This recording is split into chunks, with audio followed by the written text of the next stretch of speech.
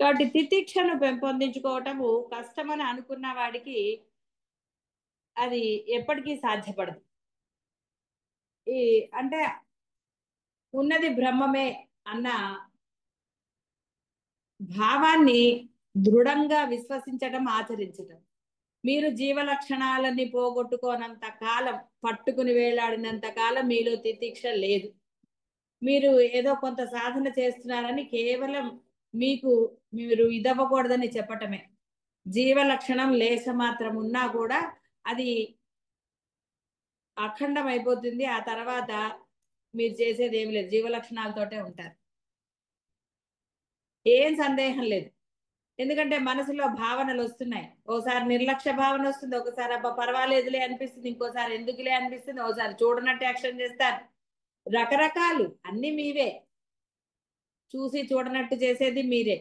ఏం సందేహం లేదు, ఇవన్నీ మీలో ఉన్న లక్షణాలు. ఈ లక్షణాలు ఉన్నన్ని రోజులు ఆ లక్షణాలు మీరు తెచ్చుకున్నవే, ఎక్కడి నుంచో రాలేదు. మీ బుద్ధి, దాన్నే జీవ లక్షణం అనొచ్చు, ఇంకోటి అనొచ్చు, ఏదైనా అనొచ్చు. మనం ఒకరికి గౌరవం ఇవ్వాలి ఇవ్వకూడదు అనేది బుద్ధితోనే ప్రవర్తిస్తాం. ఆ బుద్ధి మీలో మారనంత వరకు ఎన్ని చదివినా ఎన్ని బోధనలు విన్నా వృధానే. మీ నోరు మీ కంట్రోల్లో లేనప్పుడు అన్ని వృధానే. ఎవరితో మాట్లాడుతున్నా, గురువులతో ఎలా మాట్లాడాలి తెలియదు అనకూడదు. తెలియనప్పుడు నోరు మూసుకు కూర్చో. నోరు మూసుకు కూర్చోమంటే ఏం చేయకుండా నోరు మూసుకు కూర్చోవటం కాదు, నామస్మరణ చేస్తూ కూర్చోండి. ప్రార్థన చేయండి, ఎలా ప్రవర్తించాలో మాకు బోధ చేయమని. బోధ అంటే బాహ్యంగా అక్కర్లే, మనసులో కూడా బోధ జరుగుతుంది. కాబట్టి ఆ తితిక్ష మీలో ఉండాలి అంటే అది కష్టమైందని మీరు అనేది అన్ని అబద్ధమైన మాట. ఎన్ని కష్టమైన పనులు బాహ్యంలో సాధించారు, అక్కడ లేని కష్టం మౌనంగా ఉండటంలో కష్టం అంటే ఎలాగా? అనుకోవటం మానేయమన్నారు, అదే జరగాలి అదే జరుగుతుంది. కానీ అనుకోవటం మానేయరు, మీ బుద్ధిని ప్రకటించకుండా ఉండలేదు. అది దేనికి మీకు ఉపయోగపడినప్పుడు, బాహ్యంలో కూడా మనిషి తనకి ఏది ఉపయోగపడుతుందో అని చూస్తాడు. కాకా పడితే వీళ్ళని మన పనులు అవుతాయంటే వాడు కాకా పడతాడు ఇష్టం లేకపోయినా. ఇలా బాహ్యంలో ఎన్నో చేస్తూ ఉంటాడు. దానివల్ల వాడికి ఆనందం ప్రతిసారి లభించదు. వీడు కాకా పట్టినంత మాత్రం అవతల వాడు వీడు పని చేస్తాడని అనడానికి లేదు. ఇక్కడ మనసుని అంటే నీ బుద్ధిని కుదుర్చుకొని, దాన్ని నియంత్రించుకుని, నీవు నామస్మరణ చేస్తే, సాధన చేస్తే, సేవ చేస్తే దానిని నియంత్రించే శక్తి ఏదైతే ఉందో, అంటే నాలో బుద్ధి ఉందని నువ్వు అంటున్నావో, ఆ నాలో అనే ఆ శక్తి బుద్ధిని నియంత్రిస్తుంది. లేకపోతే బుద్ధి దాని ఇష్టం వచ్చినట్టుగా ఇచ్చేస్తుంది. ఎందుకంటే బుద్ధి నీ ఇష్టానుసారంగా నువ్వు వాడతావు. నీకు ఇష్టం ఉన్నప్పుడు ఒకలాగుంటావు, ఇష్టం లేకపోతే ఒకలాగా. ఇష్టమైన వాళ్ళతో ఒకలాగుంటావు, ఇష్టం లేని వాళ్ళతో ఒకలాగా. అవతల వాడు నేను మెచ్చుకోవాలి అన్నప్పుడు ఒకలాగా ప్రవర్తిస్తావు. వీడు నన్ను మెచ్చుకునేది ఏం లేదు, వీడికి అసలు వాడిని కేరే చేయొద్దు అనుకున్నప్పుడు ఒకలాగా ప్రవర్తిస్తాం. ఏదేదైనా నీ బుద్ధి అది. అయితే అక్కడ ధర్మం ఉన్నప్పుడు మాత్రమే ఆ బుద్ధి సరిగ్గా ఉన్నట్టు. అది అధర్మం అయితే ఆ బుద్ధి వల్ల నువ్వు దుఃఖాన్ని పొంది తీరుతా, అందులో ఏమీ సందేహం. మరి దుఃఖం పొందుతున్నప్పుడు ఇంకా నీలో తితీక్ష ఎక్కడిది, లేకపోతే నీకు అద్వైతం ఎక్కడ సిద్ధిస్తుంది? అహం బ్రహ్మాస్మి అనడానికి అర్హత ఏది అసలు? కాబట్టి అసాధ్యమైనది ఏది లేదు అసలు. అసాధ్యమైనది అయితే వేదాల్లో ఎందుకు చెప్పబడుతుంది? నీవే బ్రహ్మమిరా అంటే కూడా అసాధ్యం అంటే నువ్వేం చేస్తున్నావు? నేనే బ్రహ్మం, నువ్వేరా బ్రహ్మము అని బోధ చేస్తున్నా దాన్ని పక్కకు పెట్టేసి కాదు నేను ఫలానా అని తిరుగుతున్నావు, నశించే దాంతో తిరుగుతున్నావు. కాబట్టి మళ్ళీ ఆయన క్లియర్ గా చెప్పండి, నికృష్ట జన్మలు అవే ఆనందంగా ఉన్నాయి. బురదలో నడవటము, బురదలో ఇది చేయటమే. మనం ఎన్నోసార్లు చెప్పుకున్నాం, బోధలు ఎన్నోసార్లు వచ్చింది. కప్పకి బావే గొప్ప, ఆ బురద పురికి బురదే గొప్ప. ఇలా అంటున్నానని మీరు ఏదనుకున్నా నేనేం చేయలేను. ఎందుకంటే కొంత కఠినంగా చెప్తున్నా కూడా మీరు మార్పులు రావటం లేదు. ఆ జీవలక్షణం అంటేనే బురద, అది తెలియంది కాదు, ఎన్నోసార్లు బోధల్లో వచ్చింది.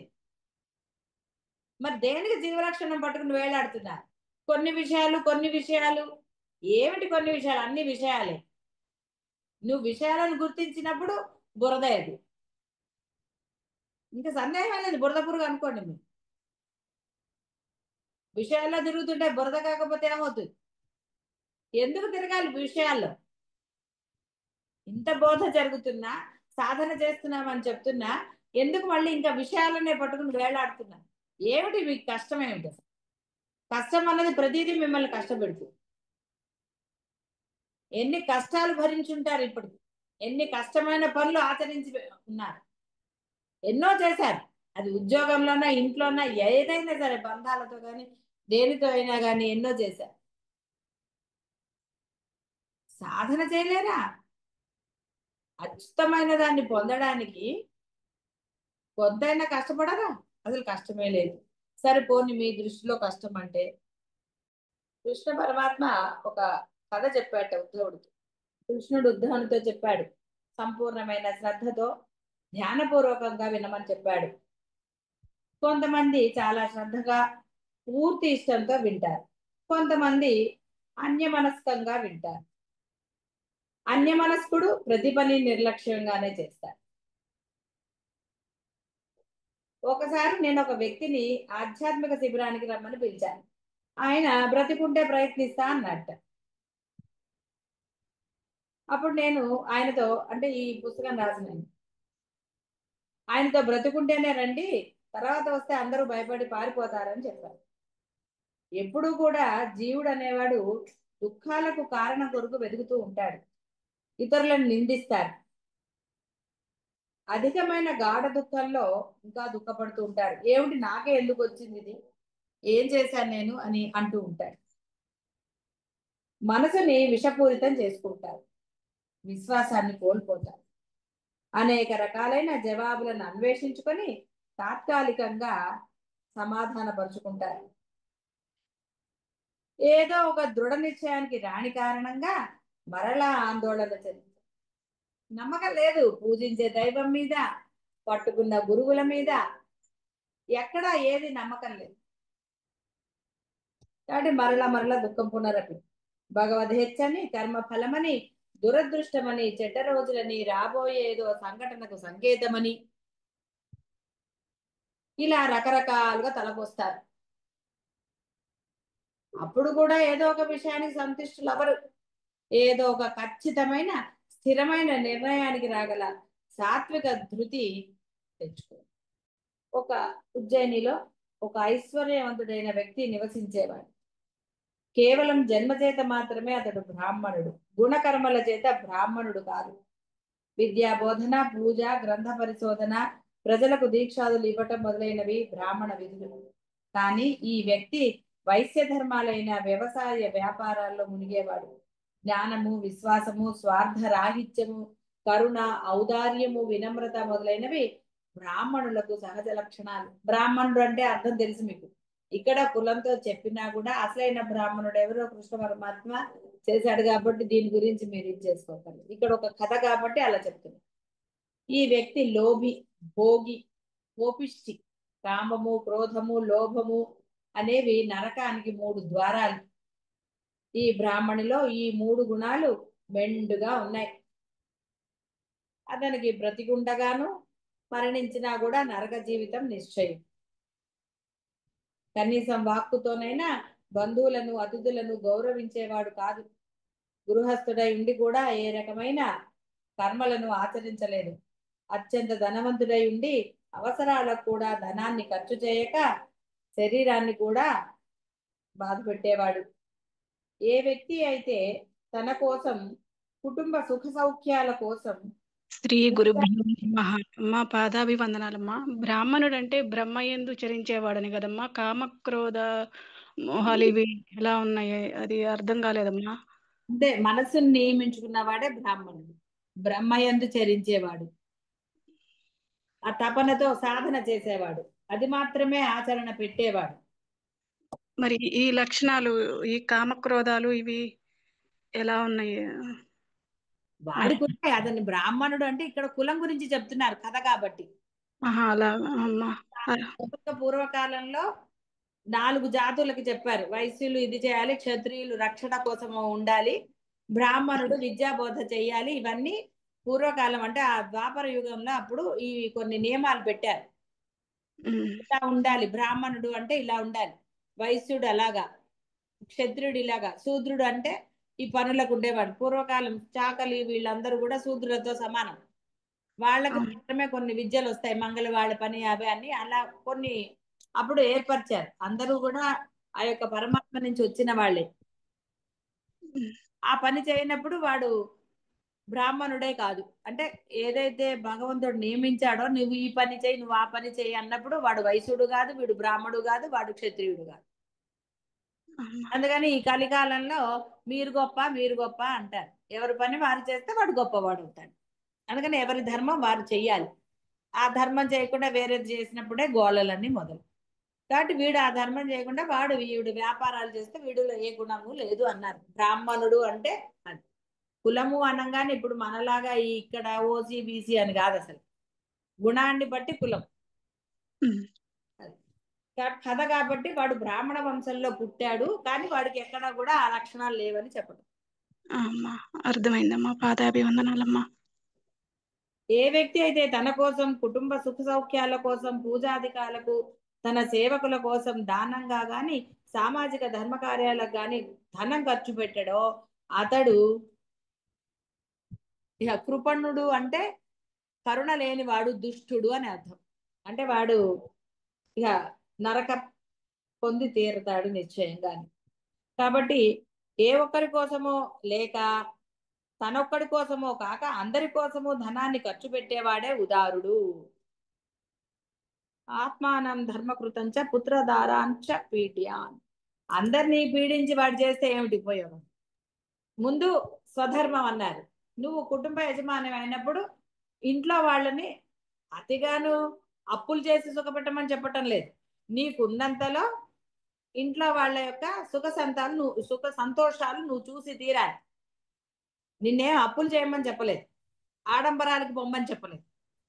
అలా ఎవరైతే చేస్తాడో వాడే అసలైన వాడు యజమాని. ఆ తర్వాత బాహ్య ప్రపంచం వస్తుంది.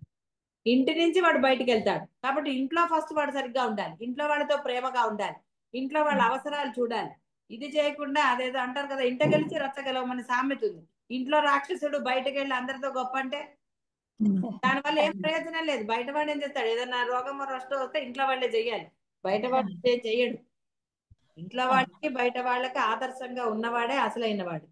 కాబట్టి ఆ బ్రాహ్మణుడు ఎప్పుడు ఎవరిని గౌరవించలేదు, బంధువులని గౌరవించలేదు, బయట వాళ్ళని. తమకై తామే ఇంటికి వచ్చిన వారినైనా గౌరవించి భోజనం పెట్టకపోగా నిర్లక్ష్యం చేసి అవమానించి వెళ్ళగొట్టేవాడు. ఇక అవమానం పొందిన వాడు మళ్ళీ ఎందుకు వస్తారు? కాబట్టి ఇంటికి ఎవరు వచ్చినా సరే, నీకు ఇష్టం ఉన్నా లేకపోయినా సరే, నీకు వారు అంటే నీకు పరమ దుర్మార్గం చేసినా సరే, వారి వల్ల నువ్వు నష్టపోయినా సరే, నీ ఇంటికి వచ్చినప్పుడు నువ్వు వాళ్ళని గౌరవించి తీరాలి అంతే. అదే ధర్మం. మొహం మార్చుకుని కూర్చోవటం గొప్పతనం కాదు. ఎవరు వచ్చినా సరే, నీ ఇంటికి వచ్చారు వాళ్ళు, ఈ ఇంటికి యజమాని నువ్వు. అంటే ఇక్కడ కేవలం మగవాళ్ళని నేను చెప్పట్లేదు, ఆడవాళ్ళు కూడా, భార్య భర్తలు ఇద్దరు సమానం, యజమాని యజమానురాలు. అలా ఎవరు వచ్చినా సరే నా వాళ్ళు నీ వాళ్ళు అన్న తేడా లేకుండా గౌరవించినప్పుడే ధర్మం, వాళ్ళకే ఉన్నతి. అంతేగాని నా వాళ్ళు ఒకలాగా నీ వాళ్ళు ఒకలాగా ఆ డిఫరెన్స్ చూపిస్తారు కొంతమంది. భర్త అంటే ఒకలాగా, భార్య అంటే ఒకలాగా, లేదా అంటే ఆ బంధుత్వంతో డిఫరెన్స్ చూస్తారు. తన వాళ్ళు కష్టపడకూడదు, అవతల వాళ్ళు కష్టపడడం నష్టం లేదంటారు. వాళ్ళందరిది అధర్మమే.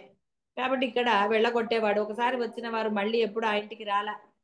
అత్యంత ధనవంతుడు అయినప్పటికీ అతడి కుటుంబం దారిద్ర్యాన్ని అనుభవించేవారు. వాడు డబ్బులు ఇవ్వాల, పీసి వాడు లోభి అని చెప్పారు కదా. ఏం చేస్తారంటే తిట్టుకుంటుంటారు. ఆ తిట్లు వాడికి తగలవా? అంటే దోషం కానీ ఉన్న దాంట్లో సుఖంగా ఉండటంలో ఎప్పుడు దోషం లేదు. లోభత్వం పనికిరాదు. కొంతమంది అంతే, ఉన్నా ఇవ్వరు.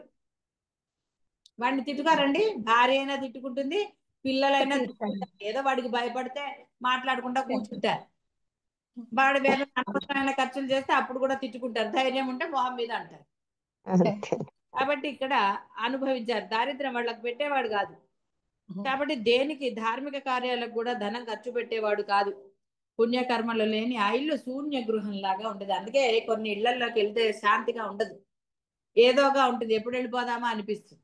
దాన ధర్మాలు కూడా అంటే పూజ వాటికి కూడా వాళ్ళు ఖర్చు పెట్టొచ్చు, కానీ స్వార్థంతో దాన ధర్మాల్లో పూజలకు గొప్ప కోసం పేర్లు రాయించుకుంటారు చూడండి, నేను ఇంత ఇచ్చాను అంత ఇచ్చాను, అవేమి మీకు శాంతినివ్వవు.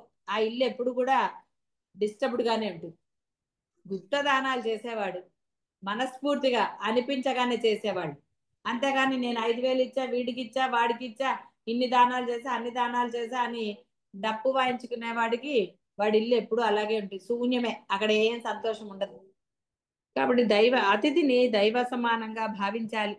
ఇంటికి వచ్చిన అతిథులను తిరస్కరించరాదు. గృహస్థులకు అది ధర్మం కాదు. అందువలన వారు తమ ఇంట్లో ఎప్పుడూ కూడా ఇలాంటి అనర్థాలు జరగకుండా చూసుకోవాలి. భోజన సమయానికి వస్తే దాక్కుని తింటాం కాదు, అడగండి, నష్టమేమిటి, వండి పెట్టండి. లేదు మీ దగ్గర, మౌనంగా దైవ ప్రార్థన చేసుకోండి, రక్షించవయ్యా, ఏం చేస్తాను నా దగ్గర లేదు అని, తప్పులేదు. కాబట్టి అతిథులు వచ్చినప్పుడు మధుర వచనాలతో స్వాగతం పలికి వారికి తగిన విధంగా ఆతిథ్యం ఇవ్వాలి. కాబట్టి అప్పుడు ఫలితం కూడా మధురంగా ఉంటుంది.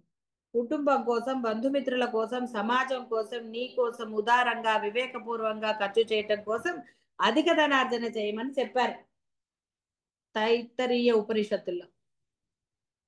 కాబట్టి దానికోసం సంపాదించి కానీ దాచుకోవడానికో, ఎవరికి అవసరంలో ఉన్నా కూడా నేను ఎందుకు ఇయ్యాలనో కాదు. దుశ్శీలుడు కృపణుడు అయిన ఆ బ్రాహ్మణుని ఆయన పుత్రులు, సోదర బాంధవులు, భార్య, పుత్రికలు, సేవకులు అందరూ అసహించుకునేవారు. ఆయన ఇచ్ఛానుసారంగా ప్రవర్తించేవారు కాదు. వాళ్ళకి కోపం వస్తుంది కదా, అనరండి మీ పిల్లలు మీరు సరిగ్గా ఇవ్వకపోతే ఆ పెద్ద మీకు ఎందుకు చేయాలి అని ఉంటాయి. ఇవన్నీ చాలా సహజ. అందరూ ఈ అనుభవాలు అంటే లోభత్వంతో ఉన్న వాళ్ళందరూ ఇది పొందిన వాళ్ళే. వారి హృదయాలు ఆయన పట్ల ఎప్పుడు మంచి భావన లేదు, దుర్భావనే, అంటే వ్యతిరేక భావనే. విసుక్కుంటారండి. ఇప్పుడు ధైర్యం లేకపోతే ఏం మాట్లాడకుండా అన్నిటికీ సైలెంట్ గా ఉంటారు. ఏది చేయాలి ఏది చేయకూడదన్న విచక్షణ లేకుండా నా ఇష్ట ప్రకారమే చేస్తా, నా ఇష్ట ప్రకారమే చేయాలి అనుకునే వాళ్ళకి ఎప్పుడూ అవతల వాళ్ళ నుంచి ప్రేమ లభించదు. ప్రేమ లభించదు, కేవలం మాట్లాడతారు. ఎందుకంటే ఏమనలేరా, ఎందుకులే వీళ్ళు, కొంతమంది ఎందుకులే వీళ్ళతో ఎదగోలే, బురదలో రాయిస్తే మన మీద పడుతుందని అంటే సౌమ్యంగా ఉంటారు మాట్లాడుకుంటారు. అది ఆహా అనుకుంటే వాడి కర్మ అంతే. కాబట్టి నువ్వు ఇంట్లో వాళ్ళతో ప్రేమగా ఉండటం నేర్చుకో. వాళ్ళ అవసరాలు ఏంటో తెలుసుకో, వాళ్ళ కష్టం ఏంటో తెలుసుకో. అంతేగాని వేరే వాళ్ళు ఉన్నప్పుడు వాళ్ళ కష్టాలు చూడటం, లేదా వేరే వాళ్ళు ఉన్నప్పుడు వాళ్ళతో మంచిగా ఉండటం, ఈ లక్షణాలు ఇగో ఇలాంటివి. ఎందుకు అలాంటివి? కాబట్టి ఆయన పట్ల ఎప్పుడు కూడా వాళ్ళు దుర్భావనతో ఉన్నారు. దుశ్శీలుడైన వ్యక్తి ఉదారుడైనట్లయితే ప్రజలు వాని చుట్టూ చేరతారు. దుశ్శీలత్వంతో పాటు పిసినారి అయితే ఎవరు సహించలేరు, దగ్గర వాళ్ళు కూడా అతన్ని అసహించుకుంటారు. దుష్ప్రవర్తన గల ఈ పిసినారి బ్రాహ్మణుని పట్ల ఆయన కుటుంబము, బంధువులు, సేవకులు అసభ్యంగా ప్రవర్తించడమే కాకుండా ఆయన మాట వినేవారు కాదు, ఆయనను నిందించేవారు, ఆయనకు అశుభం కలగాలని కోరుకునేవారు, ఆయన గురించి ఎవరు మంచిగా చెప్పేవారు కాదు. కాబట్టి వాడు ఏది చేయలేదు. కాబట్టి ఈ బ్రాహ్మణుడు ఎప్పుడు చూసినా వాడికి అందరు తిట్లే లభిస్తున్నాయి తప్ప, ఇంట్లో భార్య పోని పిల్లలు అనరు అనుకోండి, భార్య ఎప్పుడు మిమ్మల్ని విసుక్కుంటోంది అనుకుందాం, పోని భర్త నువ్వు చేసే పనులకి, అధర్మం గురించి చెప్పట్లేదు, నేను ధర్మంగా గురించి చెప్తున్నాను. నువ్వు అధర్మంగా ప్రవర్తిస్తున్నావు, అవతల వాళ్ళు నిన్ను విమర్శిస్తున్నప్పుడు నువ్వు మారకపోతే నీకు ఇంకా ఆ జన్మల అంటే ఆయన ఇందాక చెప్పాడు కృష్ణ పరమాత్మ, నరకం తప్పదు అని. ఎందుకంటే నీ ధర్మం అక్కడ ఇంట్లో వాళ్ళతో నువ్వు సరిగ్గా ఉండవలసిన ధర్మం ఉంది, భార్యకైనా భర్తకైనా. నువ్వు చేసేది తప్పని అవతల వాళ్ళు చెప్పినప్పుడు నువ్వు అది అంగీకరించకపోతే నీకు నరకం తప్పదు. ఇది బెదిరించడం కాదు ఎవరిని, మీరందరూ విని ఒకళ్ళకొకళ్ళు ఇదవుతారని చెప్పటమే. కాబట్టి అవతల వాళ్ళు అధర్మమైనప్పుడు మాత్రమే మీకు అనే హక్కు ఉంది, అనొచ్చు, తప్పులేదు. అయినా వాడు మారకపోతే వదిలేయండి, వాడి కర్మ వాడు అనుభవిస్తాడు. ఎవడు చేసిన కర్మ వాడు అనుభవించక తప్పదని చెప్పటం లేదు. అదంతే. ఏం చేస్తారు, వాడు అంతే, వాడికి అంతే, ఇంట్లో వాళ్ళవి కనపడవు వాడికి, పోనీయండి. ఎందుకంటే ఇక్కడ ఎవడి బుద్ధి వాడికి బాగా తెలుసు, వాడు ఎలా ఉంటున్నాడు, వాడు ధర్మంగా ఉన్నాడో అధర్మంగా ఉన్నాడో వాడికి తెలుసు. వాడి మనసులోనే పరమాత్మ ఉన్నాడు, ఎవరి మనసుల్లో వేరే మనసుల్లో లేదా గుళ్ళల్లోనో దేవుడి గదిలోనో లేడు, ఆయన నీ మనసులోనే ఉన్నాడు. నువ్వు చేసేది తప్పో రేటో నీకు తెలుసు బాగా. ఒకళ్ళు నీకు చెప్పక్కర్లే, అసలు ఒకళ్ళకి అవకాశం ఇచ్చావు అంటే ఒరే నువ్వు చేసేది అధర్మం రా, నువ్వు చేసేది తప్పురా అని ఒకరు నీకు చెప్తున్నారు అంటే నీకు అర్థం కావాలి. అయినా సరే నేను మారను అంటే నీ కర్మ దేవుడేం చేయలేడు. అదే చెప్పాడు ఇక్కడ పరమాత్మ. కాబట్టి ఎవరికి అంటే ఎవరు వాడిని ఆశీర్వదించలేదు. ఎవరో ఇప్పుడు అనుకోవచ్చు నన్ను కొంతమంది మెచ్చుకునే వాళ్ళు ఉన్నారు అని. కొంతమంది ఎందుకున్నారు, మరి అందరు ఎందుకు లేరు అని ఆలోచించారా? అసలు అవన్నీ ఎందుకంటే నీ మనసు నీకు తెలీదా, నీ బుద్ధి నీకు తెలీదా? కాబట్టి ఇతనికి ఎవరి యొక్క ఆశీర్వాదాలు లేవు. ధనార్జన అనేది సద్వినియోగం కోసమే. కాబట్టి ఇక్కడ సద్వినియోగం కోసమే, అధిక ఖర్చులకి వాటికని ఏం చెప్పటం లేదు, ధర్మమే చెప్తున్నాను. ధర్మంగా ఉన్నప్పుడు ఖర్చు పెట్టుకోవాలి. డబ్బుండి కూడా ఇంటికి వచ్చిన వాళ్ళకి నేనేం పెట్టను అనకూడదు. పెట్టాలి. నేను బట్టలు పెట్టమని చెప్పట్లేదు, వాళ్ళకి ఆహారము వారికి గౌరవించడం నేర్చుకో. బట్టలు పెట్టాలని రూల్ ఏం లేదండి వచ్చిన వాళ్ళందరినీ. అటువంటి ధనము శుభకర్మలు వ్యక్తికి ఆనందాన్ని ఇస్తాయి. ధనాత్ ధర్మ తతః సుఖం. కేవలం కూడబెట్టి లెక్కించడం కోసం ధనార్జన చేయవానిని యక్షవిత్త అంటారు. యక్షులు మాత్రమే ధనాన్ని కూడబెడతారని ఒక సాంప్రదాయం. ఏ వ్యక్తి అయినా ఈ లోకం నందు పుణ్యకర్మలు చేయనట్లయితే వానికి ఇహపర సుఖము లభించదు. ఇహంలో లభించదు, బాగా ఇక్కడే సుఖం లేకపోతే అక్కడే సుఖపడతాడు. ఇక్కడ వాడు ఆనందంగా లేడంటే అర్థం ఏంటండి, అధర్మంగా ఉన్నాడని అర్థం.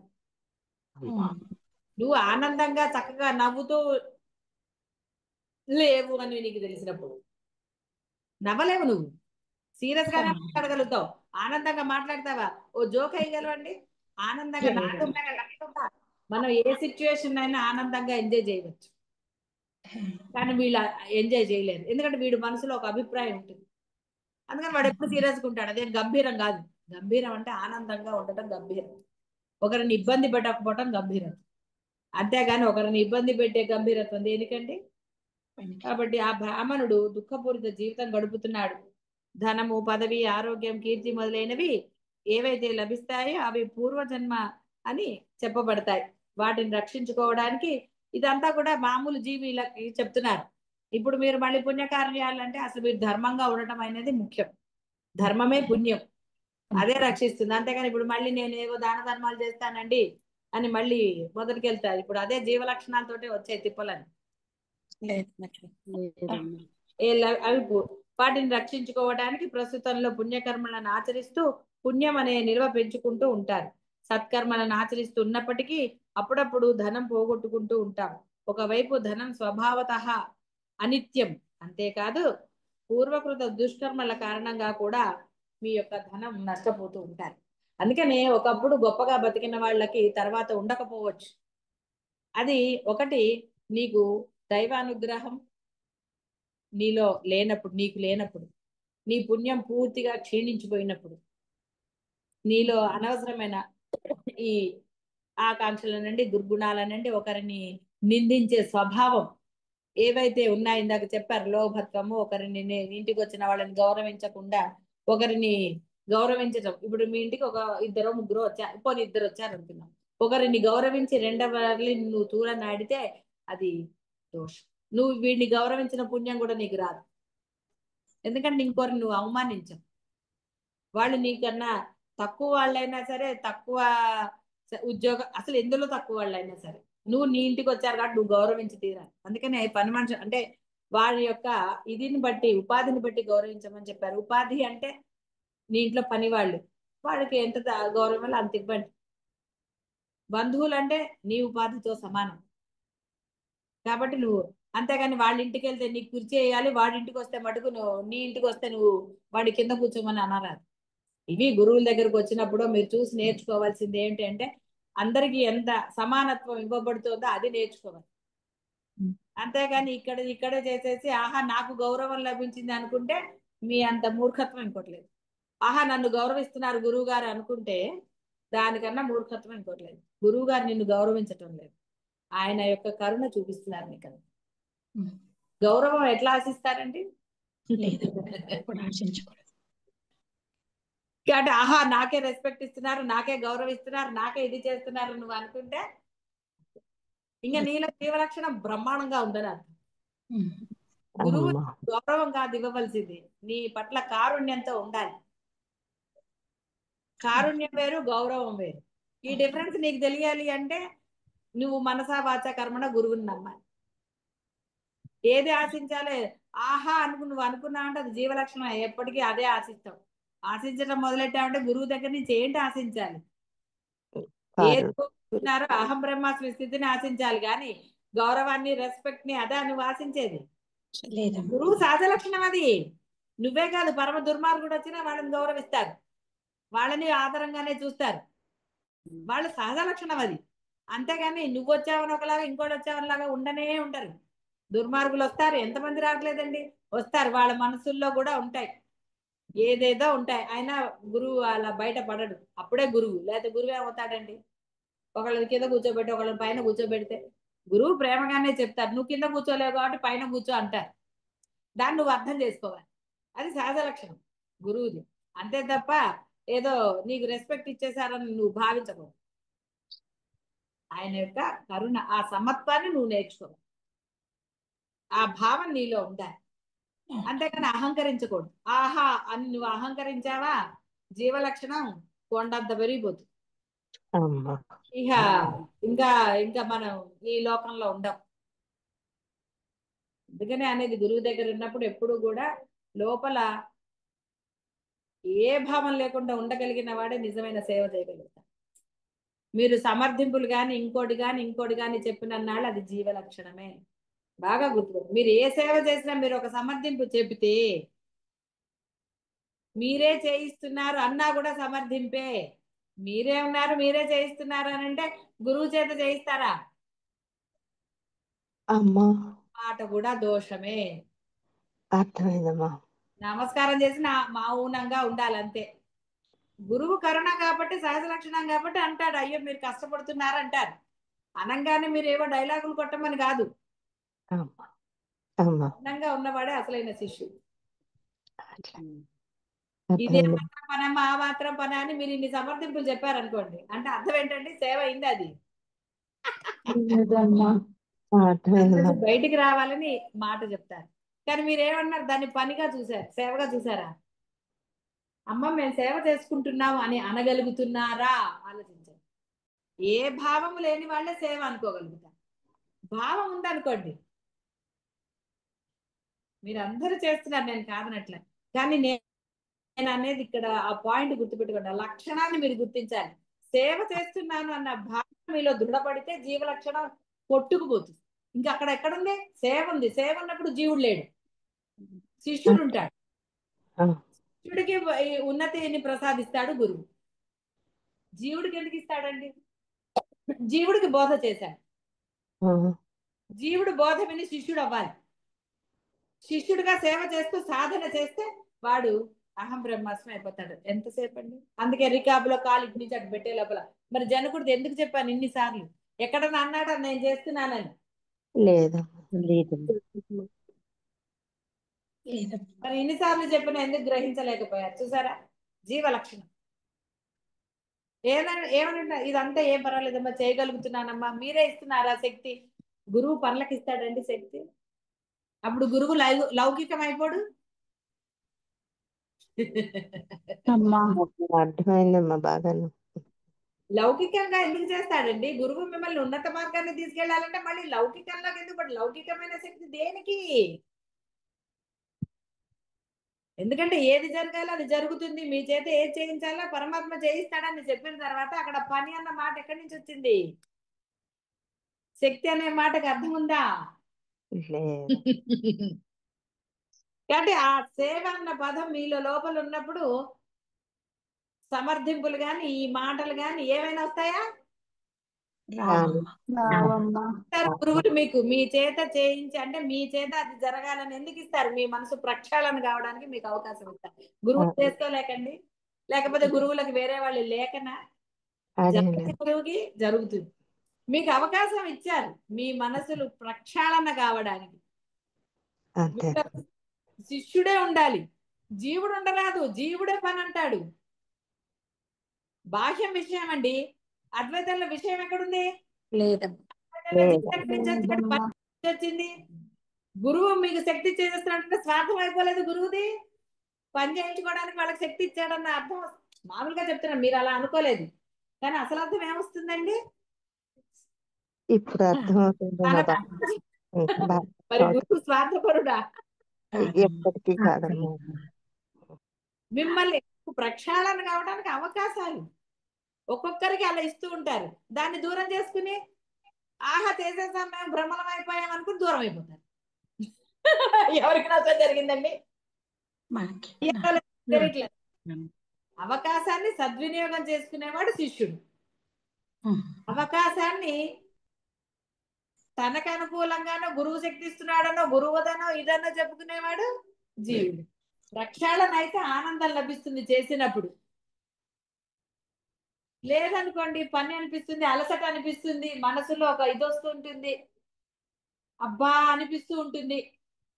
మనసు ఉంది, శుద్ధంగానే ఉంది, చెయ్యాలన్న సంకల్పం ఉంది, దృఢంగానే ఉంది, అందులో ఏ సందేహం లేదు. లేదా చేయగలుగుతారా? చేయలేరు. చేస్తారు. అక్కడ ఆ కాస్త ఉందనుకోండి, సేవ అన్నది ఉందనుకోండి, అప్పుడు పరిపూర్ణమైన ఆనందం లభిస్తుంది. అది తోటకాచార్యుడు చేసింది. అందుకనే తెలుసు కదా తోట కష్టం. తెలుసమ్మా. అతను సేవ అని చేశాడు తప్ప నాకు చదువు రాదు అలా అని చేయలేదు అతను. నేను గురువుకి చెయ్యాలనుకున్నాడు, చేశాడు అంతే. శిష్యుణ్ణి అనుకుని చేశాడు. ఒక విద్యార్థిని నేను ఇక్కడ చదువు కోసం వచ్చా కాబట్టి చేయక తప్పదు అని చేయలేదు. మిగతా శిష్యులు అలా అనుకున్నారు కాబట్టి వాళ్ళకి అహంకారం ఉంది. అమ్మా. కానీ తోటకాచార్యులకు అది లేదు. నేను చెయ్యాలి, నేను శిష్యుణ్ణి అన్నాడు. విద్య కన్నా నాకు గురువు సేవ ముఖ్యం అనుకున్నాడు. దాని గురించి ఏం బాధపడలేదు. గురువుకి ఏమనలేదు. గురువు గారు నాకు రావటం లేదు చదువు, నేను చదవను అనలేదు, నేను ఇది మానేస్తాను అనలేదు, నేను వెళ్ళిపోతాను అనలేదు, ఏమనలేదు. తన మానాన తను ఆ సేవ చేస్తూ కూర్చున్నాడు. పాఠాలు విన్నాడు, వినలేదన్నట్ల. పాఠం వినే సమయంలో పాఠం విన్నాడు, సేవ చేసే సమయం మిగతా సమయం అంతా వేరే వాడితో బాతాకాన్ని కొట్టలేదు, కబుర్లు చెప్పలేదు. గురు సమక్షంలో ఎన్నిసార్లు చెప్పాను, అనవసరమైన బాతాకాన్నీలు చేయకండి, హాయిగా మౌనంగా ధ్యానంలో కూర్చోండి, హాయిగా కూర్చోండి. ప్రతిసారి గురువు బోధ చేయక్కర్లా, మీరు మౌనంగా కూర్చొని సాధన చేసుకోవచ్చు. గురు సమక్షంలో చేసిన సాధన అత్యంత ఇది ఇస్తుందన్న సమక్షంలో ఎక్కడ చేస్తున్నారండి? అందుకని గురువు కూడా కాలక్షేపం కబుర్లు చెబుతూ ఏం చేస్తాడు పాపం? వాళ్ళని అట్లా చూస్తూ ఉంటే సరిపోలే కదా అని ఏదో కబుర్లు చెబుతాడు, అనవసరమైన మాటలన్నీ మాట్లాడుతుంది. మీరు దానివల్ల గురువుకి నష్టం లేదు. అదే మీరు ధ్యానంలో కళ్ళు మూసి కూర్చుంటే గురువు ఎందుకు మాట్లాడతాడు? సమయాన్ని సద్వినియోగం చేసుకోవాలి. ఎస్, శరీరం అలసిపోతుంది, పడుకోవచ్చు, నష్టం లేదు, పడుకోవాలి. ఎందుకంటే శరీరం మళ్ళీ సాధన చేయాలన్నా ధ్యానం చేయాలన్నా శరీరం సహకరించాలి. హాయిగా కూర్చోండి. లోపల గదుల్లోకి వెళ్ళే కూర్చోక్కర్లేదు, హాల్లో హాయిగా కూర్చోండి. గురువు ఎక్కడున్నారు అక్కడ కూర్చొని ధ్యానం చేసుకోండి, మౌనంగా ఉండండి, నామస్మరణ ఎంతమంది చేస్తున్నారు? ఇవి జీవలక్షణాన్ని పోగొడతాయి, ఇవి ఉపయోగపడతాయి. గురు సమక్షంలో ఎక్కువ ఎందుకు గుళ్ళో ఎందుకు మీకు శాంతి లభిస్తుంది? ఆ యొక్క శక్తి. మరి గురు సమక్షంలో మీరు ఎందుకని దాన్ని వినియోగించుకోవటం లేదు? గురువు శక్తి ఇస్తున్నాడు, బాహ్య పనులకు అంటున్నారు. గురువు శక్తి బాహ్య పనులకు ఇవ్వడండి. దానివల్ల మీకు నష్టం కలగకుండా చూస్తారు, ఎందుకంటే గురువుకు చేస్తున్నారు కాబట్టి. మీరు పని అన్నారు కాబట్టి ఆ పని వల్ల మీకు ఏది రాకుండా అది చూస్తారు. అదే మీరు గురువు సేవను చేయండి, అది మిమ్మల్ని ఉన్నత స్థానంలో కూర్చోండి. తోటకాచార్యులు చేసింది అదే, సేవ చేశాడు, పని చేయలే. కృష్ణ పరమాత్మ జగద్గురువు అయినా గురువులకు సేవ చేశాడు. నేను ఆయన మంత్రం వేస్తే అన్ని వచ్చేస్తాయి, కానీ ఆయన చేశాడా? వెళ్ళాడు, గోవుల్ని కాచాడు, ఏం పని చెప్తే అది చేశాడు. సేవ అన్నాడు కాబట్టి చేయగలిగాడు. పని అంటే చేస్తాడండి? సింపుల్ లాజిక్ ఇది, అది అర్థం చేసుకోవాలి. ఎప్పుడు అర్థం అవుతుంది? శిష్యుడికి అయితే అర్థమవుతుంది. ఇక ఎప్పుడైతే వాడి కర్మ అంటే పుణ్యం అంతా నశించిందో, దుష్కర్మలను ఆచరించటం వల్ల ధనం అంతా నశించిపోయింది. దారిద్ర్యం దుఃఖం రూపంలో ఆయన పాపం పడటం మొదలెట్టింది. దారిద్ర్యం అంటే అదే. అలా అని ఇప్పుడు మరి దారిద్ర్యం పొందే వాళ్ళందరూ దుర్మార్గులని నేను అనటం లేదండి. ఎంతో మంది భక్తులకి దారిద్ర్యం ఇచ్చాడు ఆయన. వాళ్ళు దుర్మార్గులు కాదు, వాళ్ళు మంచి వాళ్ళే. అంటే నేను ఇక్కడ చెప్పేది ఒక పాయింట్ అర్థం చేసుకోండి. ఒక ధనవంతుడు దారిద్ర్యం పొందాడు అంటే దానికి కారణాలు ఇక్కడ చెప్పారు కృష్ణ పరమాత్మ. అది అర్థం చేసుకోండి. అంతే తప్ప దారిద్ర్యం అనుభవించిన వాళ్ళందరూ చెడ్డవాళ్ళు కాదు. వాళ్ళు పూర్వజన్మది లేదా అని అనడానికి లేదు. అలా మీరు దాన్ని అలాగా అంటే మీ ఇష్టం వచ్చినట్టుగా చేయడానికి లేదు. సూక్ష్మాన్ని అర్థం చేసుకోవాలి. అర్థం చేసుకోవడం ప్రయత్నించాలి. అడగాలి లేకపోతే. కాబట్టి ఇక్కడ వీడు దుర్మార్గుడు అని చెప్పారు మనకి. ఆ దుర్మార్గం వల్ల వాడు తన సంపద అంతా కోల్పోయాడు. ఎస్, అధర్మం చేస్తే నీ సంపాదన ఎప్పుడు నిలవదు. దారిద్ర్యాన్ని అనుభవించి తీరుతావు. ఇక్కడ దారిద్ర్యం అంటే కేవలం డబ్బు లేకపోవటం కాదు, నువ్వు సంతోషంగా ఉండలేకపోవటం. గుర్తుపెట్టుకోండి. దారిద్ర్యం అనగానే కేవలం అదేంటిది డబ్బు లేకపోవటం అని భావించడానికి లేదు. నువ్వు సంతోషంగా ఉండు. ఏమంటే మీ ఇళ్లలో పనులు చేసే వాళ్ళు ఎంత సంతోషంగా ఉంటారు చూసారు కదా, ఎంత హాయిగా. వాళ్ళకి ఏం దిగులు ఉండదు. ఏముందమ్మా అంటారు వాళ్ళని. వాళ్ళకి ₹1,00,000 అప్పు ఉంటుంది, ఇంకోటి ఏదో ఉంటుంది, అయినా బిందాస్ గా ఉంటారు. వాళ్ళు ఏమైనా ఏడుస్తారా? వాడేమి కానీ ఎవడైతే ఆ మనసు లోభత్వం ఇవన్నీ ఉన్నాయి వాడికి ఉంటాయి. వాడి ధనం నశిస్తుంది. ఇక గొప్పల కోసమో నానా గోల. ఎందుకంటే ఆ ఈగో ఉంటుంది కదా, దాంతో ఇంకొంచెం అంటే ఇంకొన్ని కష్టాలు తెచ్చుకుంటున్నాడు వాడు. అప్పుడైనా రియలైజేషన్ వస్తే మళ్ళీ పరమాత్మని పట్టుకుంటాడు. సరే నేను చేస్తున్నానండి, ఒక గంట సేపు పూజ చేస్తున్నాను అని అంటే సరిపోదు. నీ ప్రవర్తన ఆచరణ, భగవంతుడు నీ ఆచరణ చూస్తాడు. ఆయన అందరిలో ఉన్నాడు. నువ్వు భగవంతుడికి చేసేసానండి, ఆయనకేమో జీడిపప్పులు యాపిల్స్ పెట్టేశాను అని ఇంట్లో వాళ్ళని పస్తు పడుకోబెడితే, అందుకని నేను గుడికి ₹1,00,000 ఇచ్చానండి అన్నావు, ఇంట్లో వాళ్ళకి ఏం పెట్టలేదు, ఆయన తీసుకోడదు. అరే ఫస్ట్ ఇంట్లో వాళ్ళ సంగతి చూడరా అన్నాడు. అక్కడ బోర్డు రాయించేసుకుని దాన ధర్మాలు చేశానంటే ఏంటి ఉపయోగం అని అడిగాడా? నీ ధర్మం మొదటి ఇంటి నుంచి మొదలైంది. ఇంట్లో వాళ్ళని శుభ్రంగా చూడు, ఇంట్లో వాళ్ళతో ప్రేమగా ఉండు. ఎస్, వాళ్ళు తప్పు చేశారు, నువ్వు కోపడు, ఏం సందేహం లేదు, కోప్పడాలి కూడా. తప్పు చేస్తే కోపడు, అధికారం నీకు ఎప్పుడు ఉంటుంది. ధర్మం, నువ్వు ధర్మంగా ఉండు. ధర్మంగా ఉండటం అంటే ప్రేమగా ఉండటం, సహనంతో ఉండటం, తప్పు చేసినప్పుడు దండించటం, ఇవన్నీ ధర్మ గుణాలు. ఇవే సహజ లక్షణాలుగా ఉన్నవాడే అహం బ్రహ్మాస్మి స్థితి వెంటనే చేరుతుంది. కాబట్టి వాడికి దుఃఖ రూపంలో ఆయన పాపం పండటం ప్రారంభమైంది. దుఃఖం అంటే ఏంటండి? లేకపోవటమే కదా. అది డబ్బు అయితే ఏంటి, ఆనందం అయితే ఏంటి, ఏదైతే లేదన్నది కదా ఏడుస్తారు. ఇప్పుడు నాకు అది లేదు అని ఎప్పుడు బాధపడతారండి? లేనప్పుడే.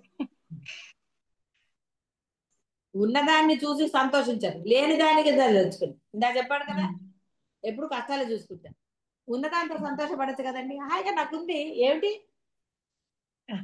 అన్నప్పుడు ఆనందం ఉంటుంది.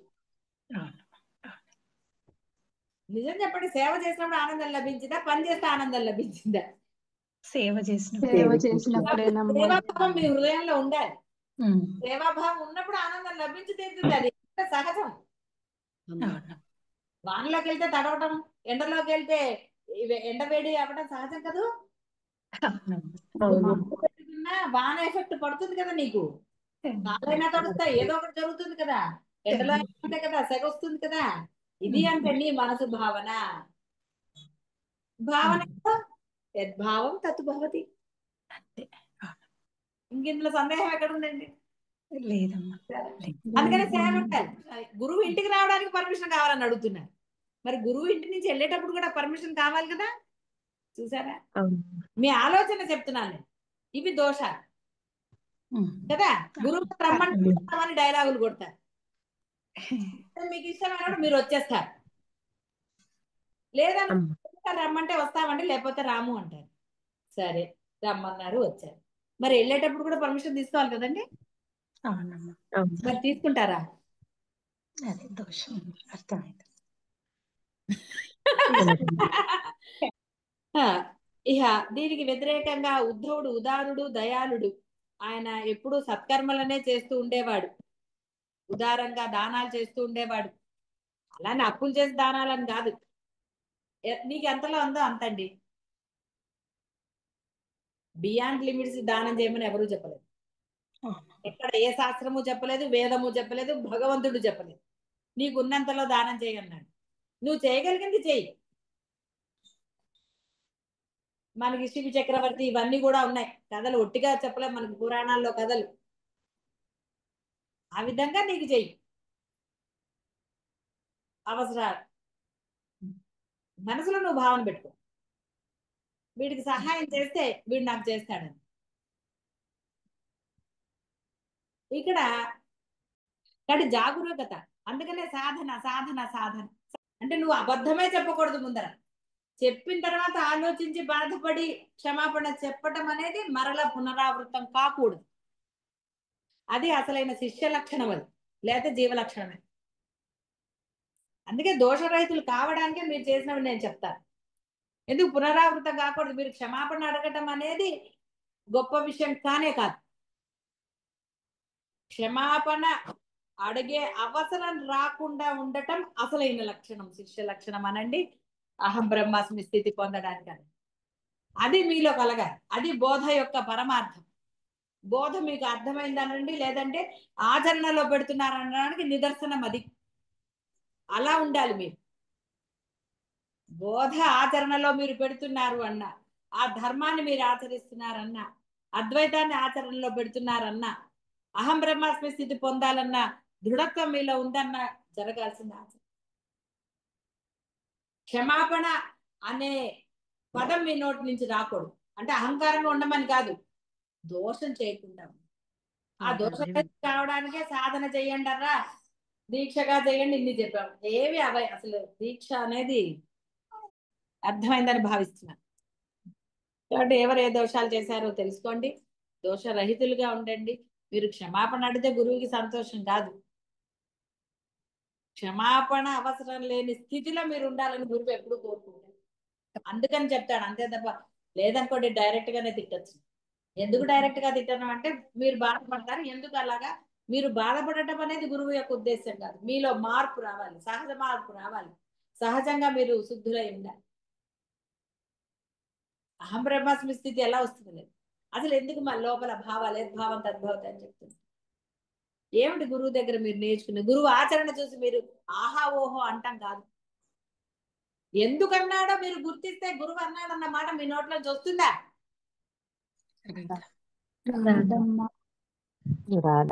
వాళ్ళకి ఎప్పుడు రాదు. అర్థం చేసుకొని వాళ్ళకే వస్తుంది ఆ మాట. రకరకాలుగా బాహ్య ప్రపంచంతో ఉన్న వాళ్ళకి ఎలా వస్తుందండి? జాగరూకత ఉండాలి. తప్పకుండా మీరు ఆలోచించుకోండి, శిష్యుడిగా ఉండాలా, జీవుడుగా ఉండాలా? వాడే అహం బ్రహ్మాస్మి స్థితికి వస్తాడు తప్ప జీవుడు ఎప్పటికీ రాలేడు. యద్భావం తద్భవతి. డెసిషన్ మీది, ఆచరణ మీది. ఆచరణ లేని డెసిషన్స్ వృధా. ఆచరణ ఉండి తీరాలి. నేను ఆచరణ పెట్టలేనన్నప్పుడు ఎందుకండి అనవసరంగా? అంటే గురువు ఉన్నాడని గొప్ప కాదు, గురువు రక్షిస్తాడని కాదు. ఆ నమ్మకం రక్షిస్తాడు, కరెక్ట్. ఎందుకు రక్షించాడు? రక్షిస్తాడు. ఎప్పుడు రక్షిస్తాడు అనేది తెలుసుకోవాలి మీరు. ఎప్పుడు అనుగ్రహం లభిస్తుందో తెలుసుకోవాలి. నువ్వు ఏ పని చేసినా రక్షించాడు. నీ నమ్మకాన్ని బట్టి రక్షిస్తాడు, నీ ఆచరణను బట్టి రక్షిస్తాడు. నీకు ఆ కర్మ తప్పించడానికి గురువు శక్తి ఉంది. నువ్వు అనుభవించకుండా చూస్తాడు. ఒకవేళ అనుభవించవలసి వస్తే లేసమాత్రంగా అనుభవించి నువ్వు ఆ కర్మ నుంచి తప్పించుకునేటట్టు చేసే శక్తి గురువులకు ఉంది. కాబట్టి గురువు శక్తిని నువ్వు అంచనా వేయక్కర్లేదు. గురువు అసలు అది అనటమే దోషం. అసలు గురువుకి శక్తి ఉందన్న, దేవుడికి శక్తి ఉందని అంటవేంది? ఎలా ఇప్పుడు అంటారు చూడండి, కాదండి ఆ గుళ్ళో దేవుడికి అయితే శక్తి ఉంది, అక్కడ మొక్కుకుంటే కోరికలు తీరితే ఇక్కడ మొక్కుకుంటే అంటారు చూసారా? అది పిచ్చితనం. చెప్పా ఎన్నోసార్లు, మన దగ్గర ఉన్న గుళ్ళో మొక్కుకోకుండా ఎక్కడో వెంకటస్వామి దగ్గరికి వెళ్ళాలి. ఎందుకు అడిగినప్పుడు నేను చెప్పా అక్కడ పోండి ఇక్కడ పోండి అని ఎందుకు చెప్తా అంటే వాడికి ఇక్కడ నమ్మకం లేదు కాబట్టి అక్కడికి పొమ్మన్నా. నువ్వు ఇక్కడ చేసినా నీ కోరిక తీరుతుంది, నీ కష్టాలు తగ్గిపోతాయి. కాబట్టి మీ మనసుని శుద్ధం చేసుకోండి.